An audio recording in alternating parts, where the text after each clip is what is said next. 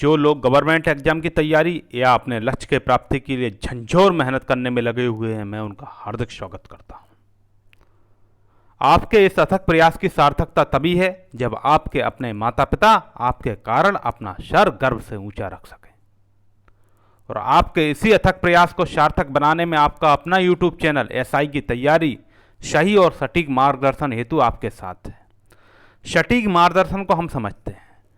हम बायोलॉजी में की मास्टर क्लास की श्रृंखला में उत्सर्जन तंत्र के बारे में पढ़ रहे हैं, लेकिन उससे पहले हम उत्सर्जन तंत्र के से संबंधित कुछ करंट अफेयर्स के बारे में जान लेंगे। आप कोई भी टॉपिक पढ़ रहे हैं, यदि उसमें इंटरलिंकिंग करना सीख गए तो आपको, यदि क्वेश्चन का सही जानकारी भी नहीं है तो इंटरलिंकिंग के माध्यम से आप परीक्षा में सही विकल्प तक पहुंच जाएंगे। और यदि इंटरलिंकिंग आप नहीं जानते हैं तो आप रटते रहिए, पढ़ते रहिए, परीक्षा में ऐसा क्वेश्चन पूछा जाता है कि वहां आप कंफ्यूज हो जाएंगे। आप लोगों में से जितने भी परीक्षा दी होगी, परीक्षा का जानता होगा क्या है, ठीक है। करंट अफेयर्स में एक प्रोग्राम चर्चा में रहा है जो उत्सर्जन तंत्र से ही रिलेटेड है। एक प्रोग्राम है जीवन दान प्रोग्राम। कौन सा प्रोग्राम? जीवन दान, जीवन दान प्रोग्राम, ठीक है। ये कहां चल रहा है? जीवन दान प्रोग्राम तेलंगाना में चल रहा है, तेलंगाना में, ठीक है, याद रखना। कैडावर ऑर्गन डोनेशन से संबंधित है। आप सोच रहे होंगे कैडावर ऑर्गन डोनेशन क्या होता है? सीडीओ। तो कैडावर ऑर्गन डोनेशन क्या होता है, अगर आपको आता है तो आप बताइए। एक तो इससे संबंधित है, दूसरा नोटो से संबंधित है, नोटो से। अब ये भी कंफ्यूजन होगा कि नोटो क्या है। नोटो एक ऑर्गेनाइजेशन है, national organ and tissue transplant organisation, ठीक है। नोटो का आप लिख लीजिए, क्यों पूछा जाएगा तो आपसे नहीं होगा इसका। National organ and tissue transplant organisation. इसका हेडक्वार्टर कहाँ है? इसका हेडक्वार्टर है न्यू दिल्ली में, ठीक है। इतना समझ में आया होगा। अब कैडावर ऑर्गेनाइजेशन डोनेशन को हम लोग समझते हैं। अच्छा, मैं इसका बता देता हूँ कैडावर डोनेशन से। कैडावर डोनेशन जो है, मृत व्यक्ति के अंगों के प्रत्यारोपण हेतु जो दान होता है, आपने सुना होगा जो व्यक्ति मर जाते हैं उनके अंगों का प्रत्यारोपण के लिए दान किया जाता है, वो कैडावर डोनेशन है, ठीक है। और इसी के लिए कौन सा प्रोग्राम चल रहा है? जीवन दान प्रोग्राम। कहाँ चल रहा है? तेलंगाना में। और यह एक राष्ट्रीय नीति का पार्ट है, किसके अंतर्गत? नोटो के अंतर्गत। और नोटो का मुख्यालय कहाँ है? नई दिल्ली में, ठीक है। इतना आप लोग समझ गए हो। इसके अलावा एक प्रोग्राम और है, जीवन संजीवनी अभियान। ये वाला जीवन संजीवनी अभियान, इसका क्या काम है? जीवन संजीवनी का यह भी भाई लोगों को अंगदान के लिए प्रेरित करता है कि आप लोग अंगदान करिए, खासकर किडनी फेल्यूर बहुत ज़्यादा हो रहा है। अच्छा, हमारे यहाँ अंगदान का इतना ज़रूरत क्यों पड़ रहा है? क्योंकि हमारे यहाँ जो ऑर्गन डोनेशन रेट है, ये कितना है? प्रति मिलियन में 0.65 है ऑर्गन डोनेशन रेट, ठीक है। इतना ध्यान रखना। अगर आपसे पूछा जाए कि भारत का ऑर्गन डोनेशन रेट कितना है, तो लगभग 0.65 पर मिलियन, ठीक है। इतना समझ गए। जबकि यही स्पेन में कितना है? 35+ है। मतलब हमारे यहाँ 10 लाख में एक भी नहीं है, और जबकि स्पेन में कितना है? 35 है, और यहाँ 0.65 है। कितना अंतर है? ये 35, ये 0.65, ठीक है। अच्छा, ये देख लेते हैं, जो जीवन संजीवनी अभियान है, ये कहाँ से रिलेटेड है? उत्तर प्रदेश की राजधानी लखनऊ में चला था। जीवन संजीवनी है यूपी की राजधानी लखनऊ में, जबकि जीवन दान जो है वो तेलंगाना में। इतना आप लोग समझ गए होंगे। अब हम चलते हैं अपने मुख्य विषय उत्सर्जन तंत्र के ऊपर। जब मैंने आपको एक हार्ट टॉपिक पढ़ाया था, उसमें उत्सर्जन से रिलेटेड कुछ चीज़ें बताई थी आपको। उसमें मैं बता रहा था कि आप उसमें मेरा एक वीडियो देख लेना, लिखा होगा मछली से मानव तक का सफ़र, मछली से मानव तक। उसमें बताया था मछली में उत्सर्जन कैसे होता है, मानव में कैसे होता है। ठीक है, यह हम समझते हैं उत्सर्जन तंत्र। हानिकारक पदार्थों को शरीर से बाहर निकालना ही उत्सर्जन है। उत्सर्जन क्या है? हानिकारक पदार्थों को शरीर से बाहर निकालना। ठीक है, और एक कैसे निकलता है? तो हमारे अंदर एक चयापचय प्रक्रिया होती है, अर्थात मेटाबॉलिज्म। चयापचय प्रक्रिया के माध्यम से निकलता है, वहाँ से बनेगा अपशिष्ट पदार्थ और वो निकलेगा प्रोटीन। जो है प्रोटीन, आप लोग प्रोटीन खाते हैं? अरे भाई, दाल खाते हैं, उसी में प्रोटीन होता है। सोया खाते हैं, उसी में प्रोटीन होता है। प्रोटीन अमोनिया में बदलता है। प्रोटीन किस में बदलेगा? अमोनिया में। इतना आपको पता है। तो बताइए, अब हम लोग हैं, विकल्प देते हैं, मानव इनमें से कौन है? Ammonotelic, uricotelic, ureotelic. हार्ट वाले चैप्टर में अच्छे से समझाया था ये क्या होता है, लेकिन अगर आप लगातार वीडियो देख रहे होंगे तो जान ही रहे होंगे। अमोनोटैलिक, यूरियोटैलिक और यूरिकोटैलिक। हम यूरिको लिख देते हैं। ठीक है, यूरिको। बताइए इनमें से मानव कौन सा है? जो अमोनिया के रूप में बाहर निकालते हैं अपना उत्सर्जी पदार्थ, मूत्र वगैरह, वो अमोनोटैलिक हैं। जो यूरिया के रूप में निकालते हैं वो यूरियोटैलिक हैं, और जो यूरिको अम्ल के रूप में निकालते हैं वो यूरिकोटैलिक हैं। ठीक है, देखिए जो अमोनोटैलिक होते हैं, ये अमोनोटैलिक हैं। अमोनोटैलिक मछली वगैरह जो जलचर जीव होते हैं वो अमोनोटैलिक होते हैं, क्योंकि इसमें अमोनिया बहुत ज़्यादा हानिकारक, बहुत ज़्यादा टॉक्सिक उत्सर्जी पदार्थ है। हम लोगों नहीं निकाल सकते हैं उतना, तो हम निकालते हैं यूरियोटैलिक। हम लोग हैं कैसे? यूरियोटैलिक। हमारी मूत्र जो है यूरिया के रूप में बाहर निकलता है। क्यों? अमोनिया को हम लोग यूरिया में बदल देते हैं, और फिर यूरिया क्या किडनी के माध्यम से जल में, जैसे यूरिया क्या जल में घुलनशील होता है, तो जल में घुल जाता है, फिर वो हम किडनी के माध्यम से मूत्राशय के मार्ग से बाहर निकाल देते हैं। और जो बहुत गर्म स्थान के लोग हैं, मतलब जो प्राणी हैं, जैसे कि इसमें थार का रेगिस्तान है, सहारा का मरुस्थल है, इसमें क्या है? इसमें रहने वाले जीव ज़्यादातर कैसे होते हैं? यूरिकोटैलिक। जो पक्षी वगैरह क्या है? यूरिकोटैलिक होते हैं पक्षी, जैसे बर्ड हैं and reptiles, insects, land snails, ये क्या है? यूरिकोटैलिक। यूरिक एसिड के रूप में निकालते हैं, क्योंकि इनके पास पानी बहुत कम होता है। और मछली क्यों निकालते हैं? क्योंकि भर के पानी है, जल में रह रही, भर के पानी है उसके पास। ठीक है, इतना आप समझ गए होंगे। हम लोग यूरियोटैलिक क्यों? क्योंकि हमारे किडनी के माध्यम से यूरिया घुल जाता है और वो निकल जाता है। अब इसे देखते हैं। मानव उत्सर्जन तंत्र के निम्न अंग होते हैं कौन कौन से? एक तो किडनी है, मूत्रवाहिनियां हैं, मूत्राशय है, मूत्रमार्ग है। ठीक है, ये जो चित्र आप लोग देख रहे हैं ये किडनी का चित्र है। अब इसके थोड़े कारण समझ लेते हैं। जैसे किडनी है, ये किडनी नंबर 1 पे, इसका क्या कार्य है? यह रक्त का शुद्धिकरण करता है, मूत्र निर्माण में सहायक होता है। कौन कहोगे? रक्त का शुद्धिकरण कहाँ होता है? किडनी में, बिल्कुल। और 180 लीटर के आसपास रक्त का शुद्धिकरण ये करता है, डेली 180 लीटर। आप कह रहे हो 180 लीटर तो हमारे पूरे शरीर में नहीं है, ये कहाँ से कर देता है? वही रक्त घूम घूम के आता है, इसलिए 180 लीटर के आसपास हो जाता है। ठीक है, मूत्रवाहिनियाँ क्या? इनके नाम से ही स्पष्ट है, ये किडनी में जो मूत्र बनता है उसे मूत्राशय तक पहुंचाते हैं। हम एक चित्र के माध्यम से आपको दिखा देंगे। ठीक है, अब ये मूत्राशय क्या है?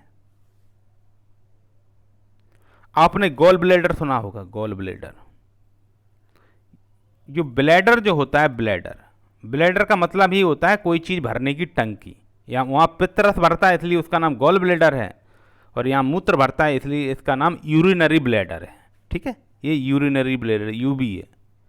आपका कोई यूबी हो तो ये वही है। और मूत्र मार्ग क्या है? इसे यूरेथ्रा बोलते हैं। यहाँ से मूत्र बाहर निकलता है, मूत्र की निकासी होती है मूत्र मार्ग से। ठीक है, इतना आप लोग समझ गए। अब किडनी जो है ये कितनी होती है मानव शरीर में, बता सकते हैं आप? मानव शरीर में 2 जोड़ी किडनी होती हैं, मतलब 1 जोड़ी होती हैं, 2 होती हैं। 2 जोड़ी नहीं होती हैं, वो गलती से देख ली, मैं बोल दिया हूँ 2 जोड़ी होती हैं। इसलिए आप ध्यान रखना, गलती से भी गलती मत करना। 2 जोड़ी नहीं, 1 जोड़ी होती है, 1 जोड़ी में 2 होते हैं। आप 1 जोड़ी जूता पहनते हैं ना, दाएं पैर में बाएं पैर में, वैसे ही 2 किडनी होती हैं, एक दाएं तरफ एक बाएं तरफ। ठीक है, किडनी का वजन कितना होता है? 135 ग्राम। अच्छा, हमने मस्तिष्क का वजन कितना बताया था? 1400 ग्राम। ठीक है, मस्तिष्क के दो आपका रिवीजन करा देता हूँ। मस्तिष्क जो, यही तो इंटरलिंकिंग है, जो चीज़ दिमाग में आए उसका रिवीजन कर लेना चाहिए। रिवीजन बहुत बड़ी चीज़ है। 1400 ग्राम वजन होता है मस्तिष्क का। अब आदमी 70 किलो का है तो क्या 2% के आसपास होगा ना, 2%। ये 2% दिमाग को 20% O2 की ज़रूरत होती है। मतलब हमारे शरीर को जैसे जितनी ऑक्सीजन चाहिए उसका 20% तो दिमाग को ही चाहिए, जबकि वजन दिमाग का 2% है। इसी से आप और इंटरलिंकिंग का दूसरा उदाहरण देखिए। भारत का क्षेत्रफल दुनिया के क्षेत्रफल का कितना है? 2.4%, जबकि हम कितनी जनसंख्या का भरण पोषण करते हैं? 17.5% का। ठीक है, ये डायरेक्ट क्वेश्चन आपसे बनेंगे जो हम बता रहे हैं। अब इसकी संरचना कैसी होती है किडनी की? इसकी संरचना कैसी होती है? तो बाहरी परत इसकी दो परत होती है, एक बाहरी परत, एक भीतरी परत। बाहरी परत कॉर्टेक्स की बनी होगी और भीतरी परत मेडुला की बनी होगी। ये हमने दिमाग में भी समझाया था। कॉर्टेक्स ब्रेन कौन सा है, मेडुला वाला ब्रेन कौन सा है? जो हमारा अग्र मस्तिष्क का आता है वो कॉर्टेक्स में आता है। मेडुला का आप जाके देखिए, क्योंकि एक बार जो वीडियो मैं पढ़ा दिया हूँ उसे उनका बार बार रिवीजन जरूर करते रहना। चीज़ें तभी स्थायी रहेंगी। आप 2-3 बार जब कभी टाइम मिले, सब खाना खा रहे हैं तो चला दो वीडियो, शांति से बस सुनते रहो। एक बार आप प्रॉपर देख के नोट्स बना लिए तो टेंशन नहीं है, लेकिन सुनना बहुत ज़रूरी है वीडियो को। ठीक है। अच्छा, आपने किडनी में एक चीज़ बहुत सुनी होगी, नेफ्रॉन। मूलतः जो किडनी जो है, ये जो किडनी जो बन रही है ये नेफ्रॉन से ही बनी है। और एक किडनी में लगभग कितनी नेफ्रॉन होती हैं बता सकते हैं आप? उतनी ही होती हैं जब जितना आपका बस चलता है। एक ऐड देखा होगा, 10 नहीं तो बस नहीं, 10 नहीं तो बस नहीं। ठीक सुना होगा। तो कितनी नेफ्रॉन होती हैं? 10 लाख। ठीक है। अब यहाँ ये देखिए चित्र है, एक किडनी है तुम्हारी, एक दाहिनी एक बाईं। ठीक है, और लिखा है 10 लाख नेफ्रॉन होती हैं। इतना देख लिया। अब इसमें देखना, मूत्र वाहिनियाँ कौन सी? ये है। इस किडनी में जो मूत्र बना वो यहाँ से चला गया, इस किडनी में जो बना वो यहाँ से चला गया। ये मूत्र वाहिनियाँ हैं। ये है आपका ब्लैडर, यहाँ आपका मूत्र स्टोर होता है और ये मूत्र मार्ग के माध्यम से ये निकल जाता है। ठीक है, समझ गए होंगे आप लोग। अब ये जो नेफ्रॉन जो होती है, ठीक है, हम आगे आपको डिटेल में पढ़ाएंगे। नेफ्रॉन अभी आप सुन लीजिए, क्योंकि रिवीजन बहुत चीज़ अभी सुन लेंगे, आगे डिटेल में पढ़ेंगे तो आपको दिमाग में ध्यान रहेगा। ये नेफ्रॉन में जो होती है, नेफ्रॉन में क्या होता है? एक तो बाउमैन कैप्सूल होता है, वो ऐसे करके होता है, ऐसे करके बाउमैन कैप्सूल। ठीक है। इससे एक तो होता है पीसीटी। देखो यहाँ समझा देंगे तो वहाँ आपको याद रहेगा, और वहाँ चित्र में आप आगे जाके देखेंगे ना तो फिर आप कंफ्यूज हो जाएंगे। ये मैं बाउमैन कैप्सूल बना देता हूँ। इसी में एक पीसीटी, पीसीटी का मतलब होता है प्रॉक्सिमल कन्वोल्यूटेड ट्यूबेल, मतलब जो पास की होती है, एक ऐसे करके रहेगा। ठीक है। फिर हेनले का लूप रहेगा ऐसे नीचे, फिर दूसरा ऐसे करके आएगा। वो तो प्रॉक्सिमल क्यों है? क्योंकि वो नज़दीक है, जो नज़दीक है वो प्रॉक्सिमल है, जो दूर है उसका ना, उसको हम क्या बोलेंगे? Distal convoluted tubewell. ठीक है। और इसके बाद होता है एक कलेक्टिंग डक्ट। इतना आप समझ लीजिए, आपने 4 चीज़ें समझी। एक तो बाउमैन कैप्सूल जो ऐसे रहता है, दूसरा आपने समझा इसी से जुड़ा हुआ ऐसे करके वो प्रॉक्सिमल कन्वोल्यूटेड ट्यूबेल, फिर वो नीचे यू आकार का ऐसे चला जाएगा, इसे बोलेंगे लूप ऑफ हेनले। फिर ऐसा जैसे इधर बना है बाएं साइड में, वैसे ही दाएं साइड में बन जाएगा। मतलब बाउमैन कैप्सूल से दूर है इसलिए उसका नाम होगा डिस्टल कॉन्वोल्यूटेड ट्यूबेल, मतलब काफ़ी डिस्टेंस में है, आप ऐसे समझिए। उसके बाद होता है कलेक्टिंग डक्ट, और वहाँ से अंतिम मूत्र का निर्माण और संग्रह वहीं होता है। ठीक है, इतना आप समझ गए होंगे। आप चलते हैं। एक स्वस्थ शरीर में एक दिन में 180 लीटर रक्त से उत्सर्जित पदार्थ को अलग करता है कौन? किडनी। किडनी द्वारा, आपको पहले ही बताया है। 180 लीटर क्यों किया जाता है? ताकि रक्त का फिल्ट्रेशन हो सके, रक्त का शुद्धिकरण हो सके। इसे आप किडनी को कैसे समझिए? आप लोगों ने कभी चाय पिया है? चाय, आपकी मम्मी चाय को चाय छन्नी से छानती होंगी। चाय छन्नी से छान नहीं होंगी तो उसमें शुगर जो होती है छनती है कि नहीं, बताइए। शुगर भी छन जाती है, ताकि तभी तो आपकी चाय मीठी होती है। उसका जो चाय पत्ती का कलर होता है वो भी छन जाता है, दूध भी छन जाता है, पानी भी छन जाता है। कौन नहीं छनता? पत्ती नहीं छनता है, चाय पत्ती छनता है। अदरक छन जाता है क्या? अदरक नहीं छनता है।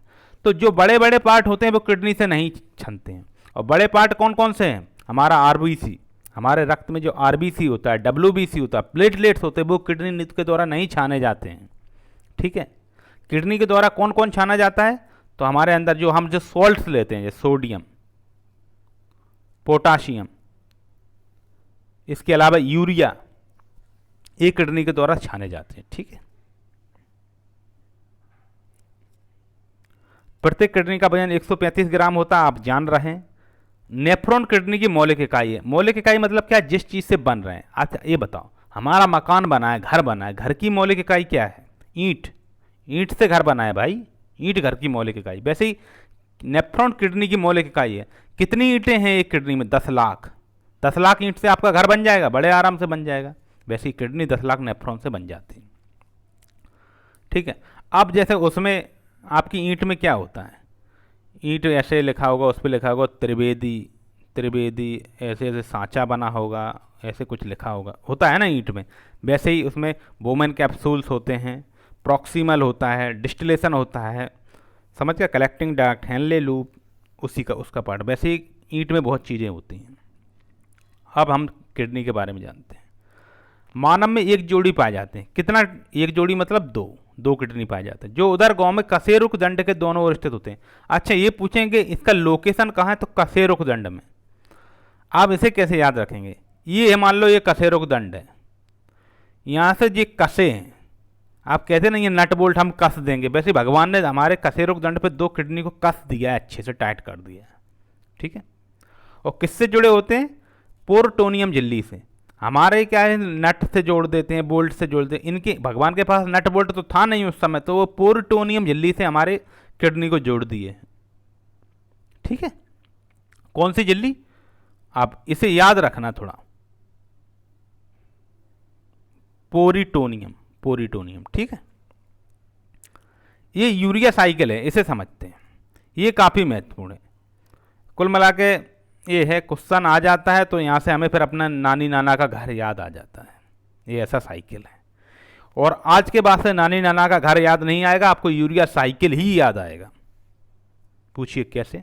देखिए समझते हैं। ये जो दो, ये देखिए, ये क्या है? ये लीवर है। आपने लीवर चैप्टर पढ़ा होगा। ये माइटोकॉन्ड्रिया ऑफ लीवर सेल देखो। ठीक है। पहले इसका हम बेसिक जानकारी पढ़ते हैं कि हम यूरिया साइकिल को पढ़ें तो पढ़ें क्यों, ऐसा इससे हमें कौन काम है जो हम यूरिया साइकिल को पढ़ेंगे। देखिए क्या आता है, जब हम प्रोटीन लेते हैं अपने शरीर में, प्रोटीन से तो हमारा मसल्स बनता है। जब शरीर में प्रोटीन टूटता है तो किसके रूप में बाहर निकलेगा? जिस नाइट्रोजन के रूप में। किसके रूप में? नाइट्रोजन के रूप में। और नाइट्रोजन क्या होता है? जहरीला होता है। ठीक है, टॉक्सिक होता है। और नाइट्रोजन किस में बदल जाएगा? हमारी बॉडी में आके NH3 में, NH3 में बदल जाए, मतलब और जहरीला हो गए। एक तो करेला, दूसरा नीम चढ़ा, अब NH3 हो गया, और भी ज़्यादा टॉक्सिक हो गया। अब हमारा शरीर क्या करता है? इसे यूरिया में बदल देता है, ताकि हम किडनी के माध्यम से इसे निकाल सकें। हाँ, हमने बताया ना, हम लोग यूरियोटेलिक हैं, पहले ही आपको बता दिया है। यूरियोटेलिक मतलब किडनी क्या है? जल में घुलनशील, वो यूरिया क्या है? जल में घुलनशील होता है। और किडनी का क्या काम है? जल में घुलनशील है, तो उसी के माध्यम से मूत्र मार्ग के माध्यम से बाहर निकाल देता है। ठीक है। ये है पूरा यूरिया साइकिल। अब हम इसमें समझते हैं कि ये कहाँ बनता है। यह परिवर्तन इतना बताएं, ये कहाँ पे हो रहा है? ये परिवर्तन यहाँ पे हो रहा है, लीवर के माइटोकॉन्ड्रिया में हो रहा है। ठीक है। इसका दो नाम है, एक तो यूरिया साइकिल है, दूसरा इसको एक और नाम देते हैं, ऑर्निथिन साइकिल। अच्छा ये क्वेश्चन गूगल कर लेना, आप सर्च करके हमें कमेंट करना, ऑर्निथोलॉजी किसे कहते हैं? ऑर्निथोलॉजी, ये कमेंट करके हमें आंसर बता देना, क्योंकि थोड़ी बहुत मेहनत आप करेंगे, सर्च करेंगे तो आपकी परमानेंट मेमोरी में सेव होगी। ठीक है। तो ये कहाँ बन रहा है? यहाँ पे लीवर में। लीवर में माइटोकॉन्ड्रिया में भी बनता है, साइटोप्लाज्म में भी बनता है, आप इतना समझ लीजिए। ठीक है। दोनों में ये साइकिल चलता है। तो इसका लोकेशन देखिए। अब देखिए यहाँ क्या है, आपके सबके घर पे मम्मी आपके झाड़ू तो देती होंगी ना। तो ऐसे समझिए, मम्मी झाड़ू दे रही हैं आपके घर पे, क्या है, एक तो CO2 है, कचरा है, CO2 है, एक अमोनिया बेस्ड नाइट्रोजन है। अब आपके घर पे जो कचरा होता है उसमें एक ही तरह का कचरा होता है, कई तरीके का कचरा होता है ना। धूल भी होती है, कुछ खाने पीने का सामान भी कचड़े में होता है, वैसे ही तो CO2 और अमोनिया बेस्ड जो है अर्थात बेस्ट नाइट्रोजन, इसके पहले चरण में देखिए यहाँ क्या लिखा है, कार्बोमाइल फास्फोट सिंथेस। कार्बोमाइल फास्फोट सिंथेस मतलब कचरा इनने इकट्ठा कर लिया है, किसके रूप में, कार्बोमाइल CP चचा के रूप में, CP के रूप में, कार्बोमाइल फॉस्फेट के रूप में कचरा क्या कर लिया। अब मम्मी ने क्या किया, कचरा डस्टबिन में डाल दिया।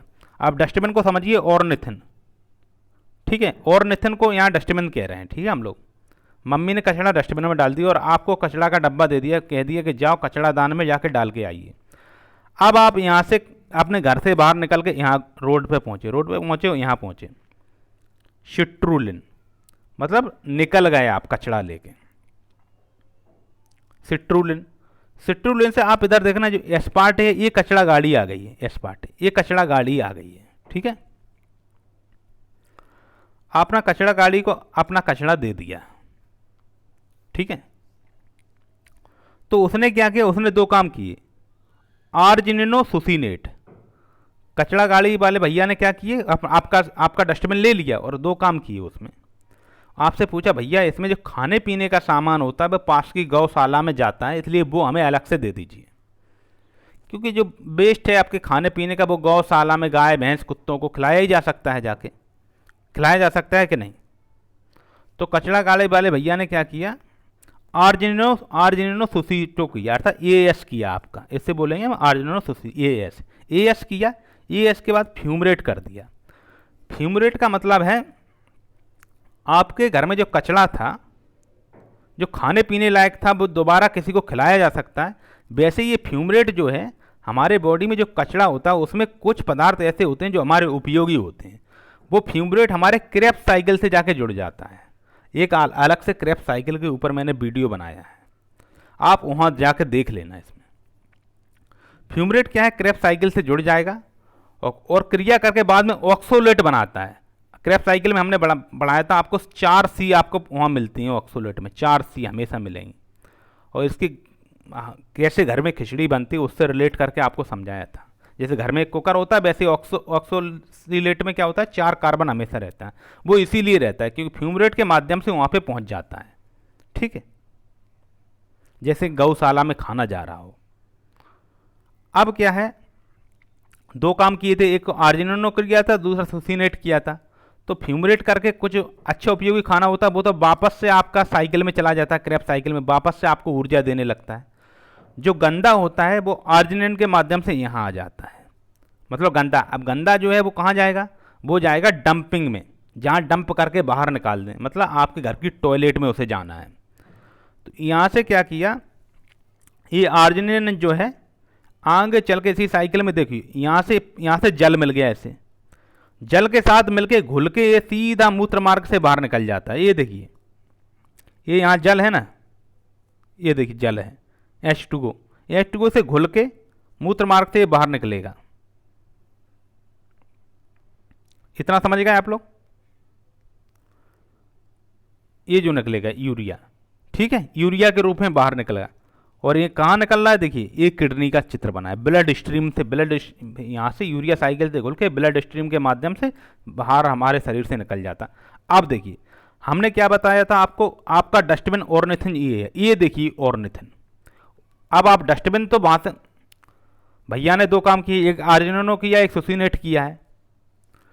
तो जो अच्छा खाने लायक था वो फ्यूमरेट के माध्यम से इधर से बाहर निकाल दिया कचड़ा गाड़े वाले भैया ने, और कचड़ा वाले भैया कौन है, एस्पार्टे, ठीक है।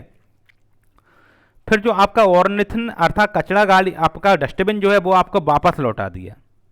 यहाँ से देखो कचड़ा वाले भैया क्या गए, अपनी गाड़ी को लेके चले गए हैं, ये देखो ये बाहर निकल गए हैं ना यहाँ से, चक्र से। चक्र कौन सा है, ये चक्र है, ये वाला चक्र है, ये चक्र है, इससे बाहर निकल गए। और आप उसी गली से ऑर्निथिन अपना डस्टबिन लेके वापस अपने घर चले जाएंगे। ठीक है, ये आपका डस्टबिन आपको वापस मिल गया ऑर्निथिन। तो देख लीजिए, अब इसके बढ़िया नाम याद कर लीजिए। अमोनिया और कार्बन डाइऑक्साइड से क्या बनना है? कार्बोमाइल फास्फेट सिंथेस हो रहा है। कार्बोमाइल फास्फेट से आप क्या बना? बाद में ऑर्निथिन हुआ। ठीक है, ऑर्निथिन के बाद हुआ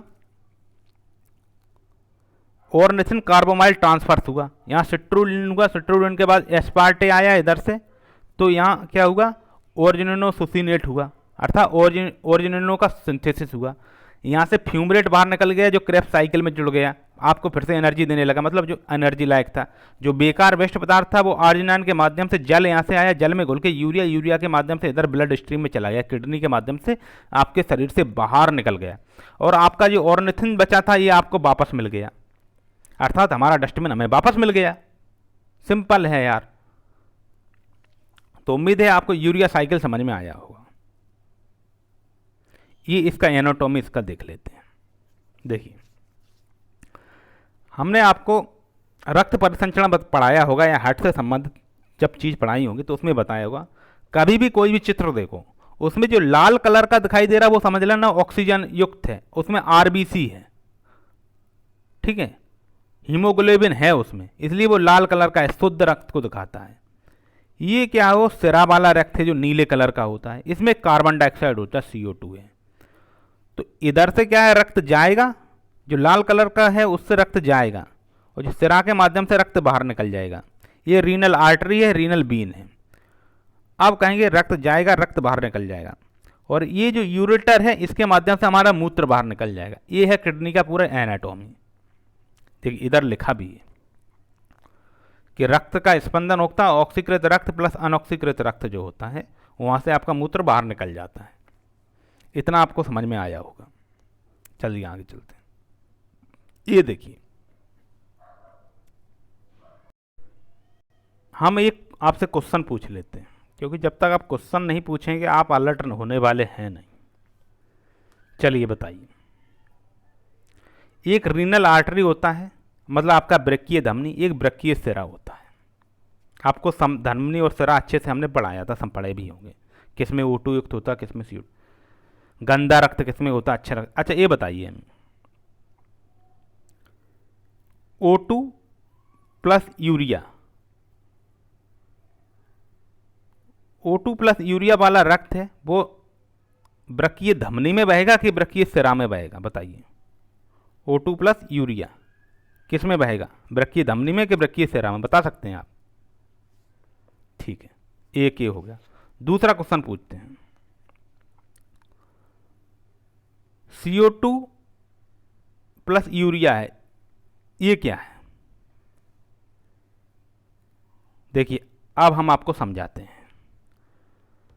भले ही आपकी धमनी में आपका ऑक्सीजन युक्त शुद्ध रक्त बहता है, लेकिन ऑक्सीजन युक्त जो शुद्ध रक्त होता है O2 प्लस यूरिया, ये सिरा में नहीं, ये धमनी में बहता है। और जबकि जो सिरा है आपकी रीनल आर्टरी, उसमें CO2 वाला रक्त तो रहता है लेकिन उसमें यूरिया नहीं रहता। ठीक है, अगर आपसे क्वेश्चन आ जाएगा CO2 प्लस यूरिया, मतलब इनमें रीनल आर्टरी में कौन सा रक्त बहेगा, ये क्वेश्चन आ जाए रीनल बीन में, वृक्कीय धमनी में कौन सा रक्त बहेगा? पहला ऑप्शन होगा O2, इसे इधर लिखते हैं। पहला O2 होगा, दूसरा O2 प्लस यूरिया होगा, तीसरा CO2 होगा, चौथा CO2 और यूरिया होगा। CO2 और यूरिया, ठीक है। तो आप आंसर देंगे CO2 और यूरिया होगा सिरा में। सिरा में तो आपकी नज़र में गंदा रक्त बहता है, लेकिन भाई सिरा, वृक्कीय सिरा में CO2 के साथ यूरिया नहीं बहता है। यूरिया तो किडनी के माध्यम से छान के मूत्र मार्ग से बाहर निकल जाता है। देखिए, ये जो गया, ये जो रक्त जा रहा है उसमें O2 है, यूरिया भी है, अन्य अपशिष्ट पदार्थ भी है। ये गंदा, ये ऑक्सीजन युक्त तो है पर ये गंदा है, ये जा रहा है किडनी में। उसकी साफ सफाई हुई, साफ सफाई के माध्यम से ये जो रक्त निकला उसमें CO2 वाला रक्त है, यूरिया साथ में नहीं है। अगर यूरिया साथ में है तो आपका फिर डायलिसिस कराना पड़ेगा। आपने डायलिसिस तो सुना होगा, कई लोगों का सुना होगा, उनका डायलिसिस हो रहा। एक बहुत फेमस बाबा है प्रेमानंद बाबा, उनका डायलिसिस होता है, आपने सुना होगा। तो उनकी किडनी क्या होता है, O2 प्लस यूरिया वाला रक्त उनकी किडनी में जाता है, फिर उनकी किडनी फिल्ट्रेशन नहीं कर पाती है। जब फिल्ट्रेशन नहीं कर पाती है तो फिर उनके रक्त में वापस से भी यूरिया आ जाता है, इसलिए उसके लिए अलग से डायलिसिस करना पड़ता है। ठीक, एक बात। दूसरी बात, डायलिसिस जो होता है वो सिरा में होता है, क्योंकि हम लोगों का जब तक किडनी सही है तब तक यहाँ CO2 के साथ यूरिया आने वाला है नहीं इधर। ठीक है, इससे यूरिया नहीं आएगा हमारे, लेकिन प्रेमानंद बाबा के में यूरिया भी आ जाता है। इसलिए यूरिया को हटाने के लिए उनकी सिरा का क्या करना पड़ता है, डायलिसिस करना पड़ता है। ठीक, इतना आप समझ गए। आपका क्या, आपका यूरिया कहाँ जाता है? फिर आपका यूरिया यहाँ मूत्र मार्ग के माध्यम से बाहर निकल जाता है। ठीक है, इस टॉपिक को हम आगे डिटेल से पढ़ने वाले हैं, कल के वीडियो में पढ़ेंगे। ठीक है, और यदि आपको मेरा पढ़ाना, देखो मैं क्या हूँ, मैं चीज़ें आप केवल समझाता नहीं हूँ, याद भी करा देता हूँ। ज़रूरत पड़ती है तो ट्रिक के माध्यम से। मेरा फोकस होता है ज़्यादा से ज़्यादा याद कराने में। मैं चीज़ों को ज़्यादा समझने में, ज़्यादा पढ़ने में विश्वास ही नहीं रखता। मैं रखता हूँ कि आप याद कितना कर सकते हैं। याद अगर कर ले जाएंगे तो आपको भले ही कितना भी कम आता होगा, आपका सिलेक्शन होगा, और हमें सिलेक्शन से मतलब है। ठीक है, यदि आपको हमारा पढ़ाना, समझाना, याद कराना अच्छा लगता है तो चैनल को लाइक करें, सब्सक्राइब करें, शेयर करें। चैनल ग्रो होगा तो बायोलॉजी के बाद फिजिक्स भी आएगा, और फिजिक्स ऐसा शानदार फिजिक्स आएगा, उसमें हम न्यूमेरिकल भी आपको कराना सिखा देंगे, ऐसे ही आसानी से। पहले आपको थ्योरी से चीज़ समझा देंगे, फिर उसी थ्योरी को अप्लाई करके न्यूमेरिकल भी सिखा देंगे, और फिर आगे फ्यूचर में और वीडियो भी आते रहेंगे, अन्य सब्जेक्ट भी हम ऐसे ही कवर कर लेंगे। ठीक है, तो चैनल को लाइक करें, सब्सक्राइब करें, शेयर करें। धन्यवाद। ईश्वर से प्रार्थना करते हैं आपका नौकरी जरूर लग जाए।